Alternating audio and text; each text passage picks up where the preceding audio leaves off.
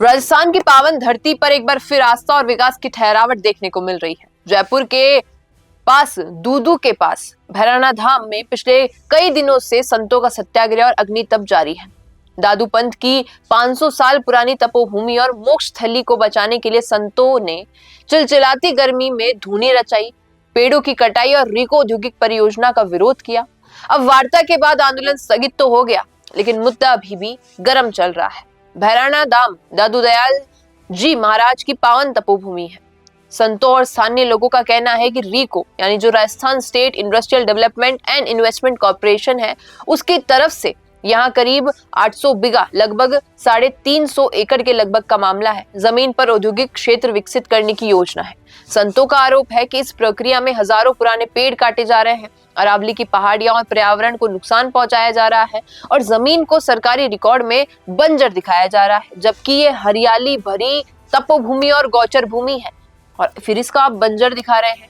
और महंत गोवर्धन दास जी जो भैरवनाथ से हैं, उन्होंने साफ कहा है कि हम विकास के विरोधी नहीं है, लेकिन संतुलित समाधान निकाल लो तो तैयार है सब कुछ। उन्होंने रीको हटाने या वैकल्पिक जगह पर शिफ्ट करने की मांग की। पिछले 1 महीने से ज्यादा संत अग्नि तप कर रहे हैं।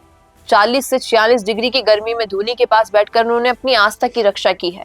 कई संत बेहोश भी हुए हैं। संतों ने चेतावनी दी थी कि मांगे नहीं मानी गई तो जीवित समाधि तक ले सकते हैं।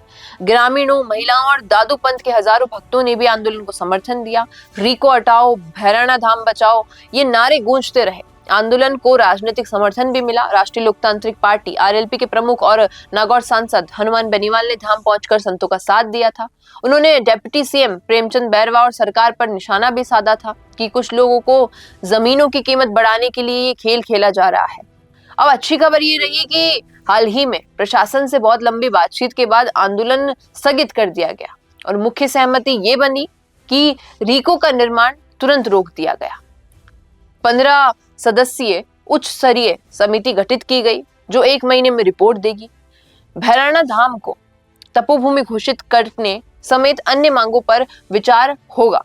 ये मुद्दा सिर्फ एक धाम या जमीन का नहीं है, ये पर्यावरण संरक्षण, अरावली बचाने और धार्मिक आस्था और सतत विकास की लड़ाई है।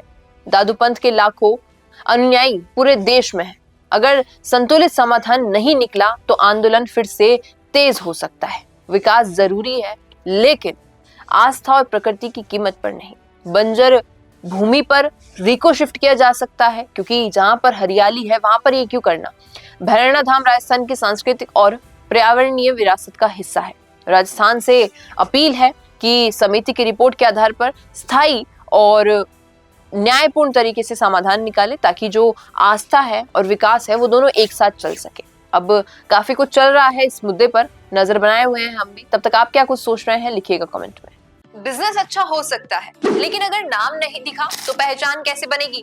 अब टेंशन छोड़िए, द फैक्ट इंडिया आपके बिजनेस को देगा वो पहचान जो पूरे राजस्थान में हर किसी तक पहुंचे। न्यूज चैनल पर विज्ञापन, पॉडकास्ट और प्रमोशन के जरिए आप सीधे 5 लाख सब्सक्राइबर और 10 करोड़ से ज्यादा व्यूज तक अपनी पहुंच बना सकते हैं। तो देर किस बात की, आज ही द फैक्ट इंडिया से जुड़िए और अपने बिजनेस को बनाइए हर घर का नाम।